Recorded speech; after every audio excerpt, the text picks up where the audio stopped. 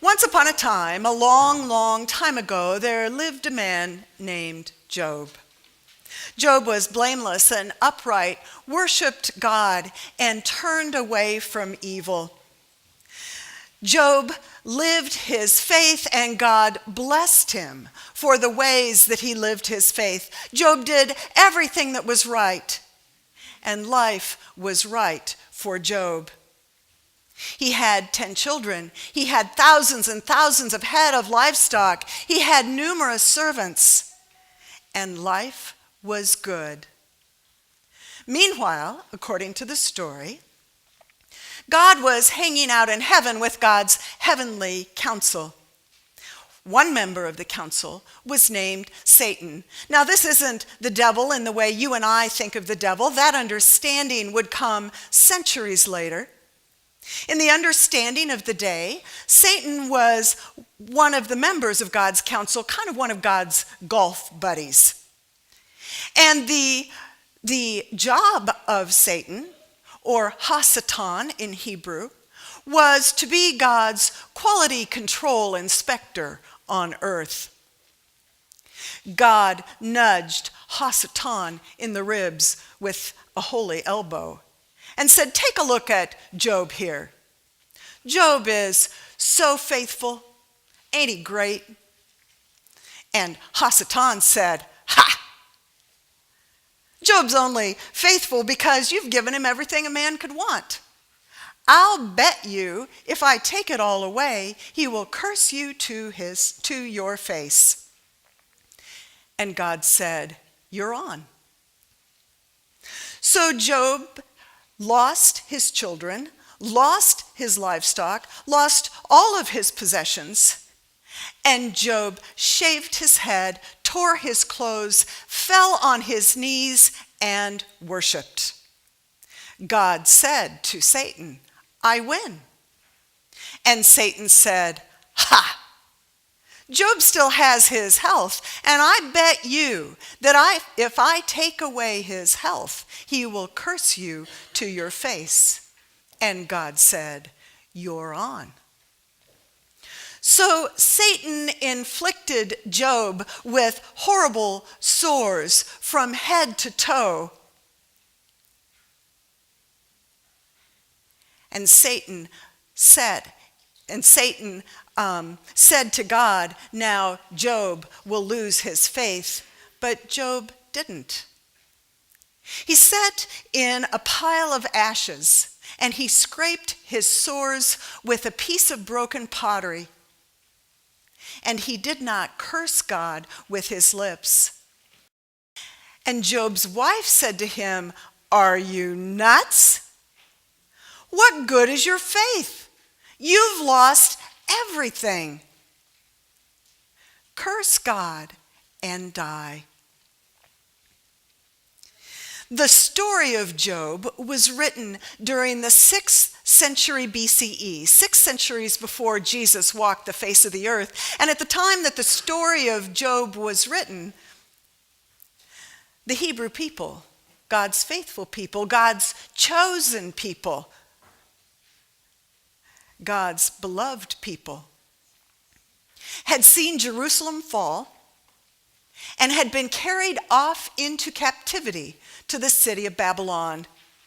In other words, they had lost their children, lost their livestock, lost their health, lost everything that was important to them. The book of Job asks, why do bad things happen to good people? Wrestles with the question of where is God when we are suffering, and also asks the question, where are we when we are suffering? And what Job is doing is sitting in the ash heap. And what God's chosen people at that time period are doing as well is sitting in the ash heap. The ash heap is that place of emptiness and desolation where there is simply only a void, an abyss. The ash heap is where our very lives are threatened. And there is no one who willingly goes to an ash heap. If we find ourselves sitting in an ash heap, it is because the circumstances of life have sent us there kicking and screaming, shaking us up and breaking us open. For me, one of my experiences of sitting in an ash heap is that the person in my first marriage with whom I took vows till death do we part, well, we were parted by death, but it was the death of relationship instead of the death of one of the people involved. I know full well that there are some of you today who are sitting in an ash heap for any number of reasons. For an ash heap is that place where we are forced to let go of people we love or things we love or even cherished beliefs that we have loved. And the story of Job, a story that we will engage during the month of October, gives us wisdom for sitting in an ash heap. You see, one of the gifts of worship, one of the gifts of fearing God, is that when those times come in our lives, when we do find ourselves in an ash heap, and it comes to each of our lives often numerous times, our faith gives us strength. Our faith teaches us how to sit in the ash heap. So here's what we can learn from Job today. To sit in an ash heap is to wait, to watch, and to weep.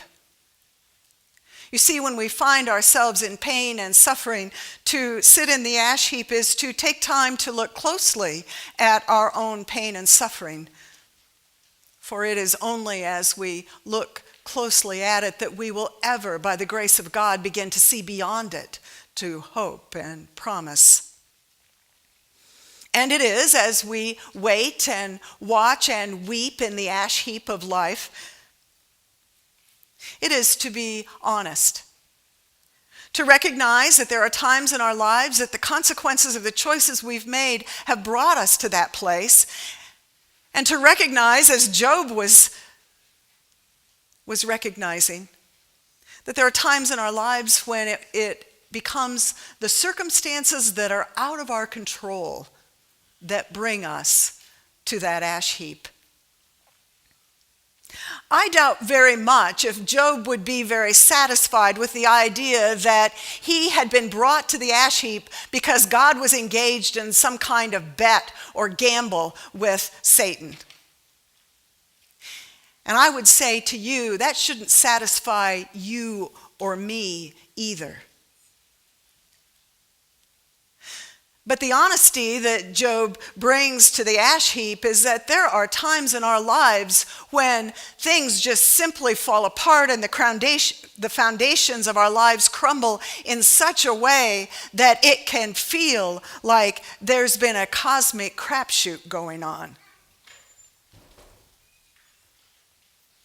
And so in that time, we wait, we watch, and we weep. But in the ash heap of life, there's another task that Job invites us to engage in, and that is to be willing to enter into the questions. And the question that Job's wife asks Job is the same question that those Hebrews that were in exile were wrestling with, and the same question that, if we're honest, we wrestle with as well when we find ourselves sitting in the ashes and grieving mightily. And that is this: why do we have faith? Why do we have faith?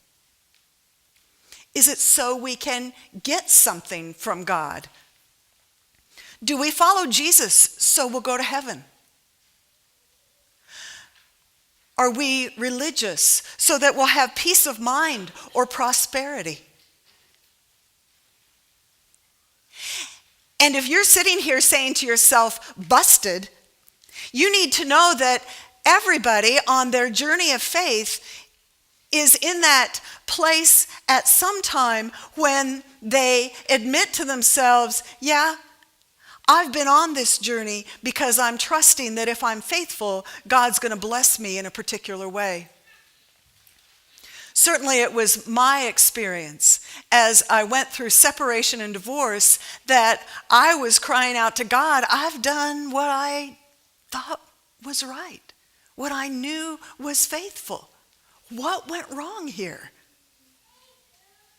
Sometimes in my life, and perhaps in yours, the question becomes, what have you done for me lately?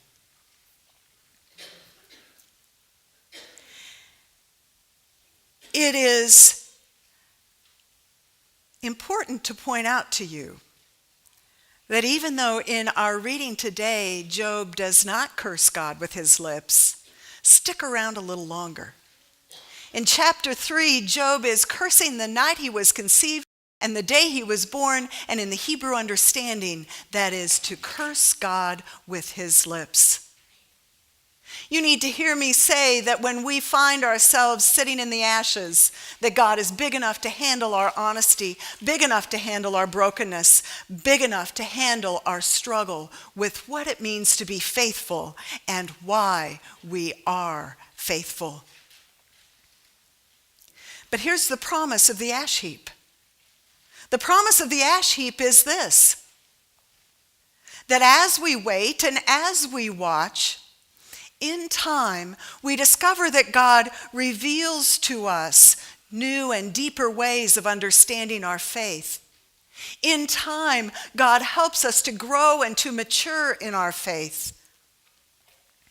That the ash heap becomes a place in time of new understandings and even new birth. A seminary student tells a story of walking into class and sitting down, and the professor hands him an onion and tells him to peel it. So he begins to peel that onion away, one layer after another, and as he does, tears are just streaming down his face. He said that as he peeled layer after layer after layer, he was pretty amazed at the number of layers in an onion. Finally, he came to the core, and the professor said, "Now what do you have?" And the student replied, "Nothing."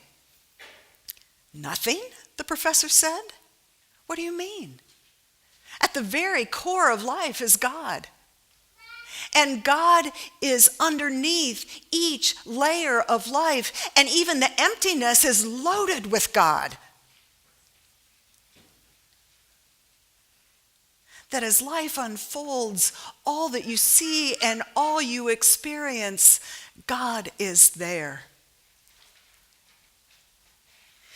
And Job teaches us this, that even in the most difficult, painful times of life, when we are sitting in a pile of ashes, God dwells with us and whispers to us the words of Julian of Norwich, "And all will be well, and all will be well, and every kind of thing under the sun will be well." Amen.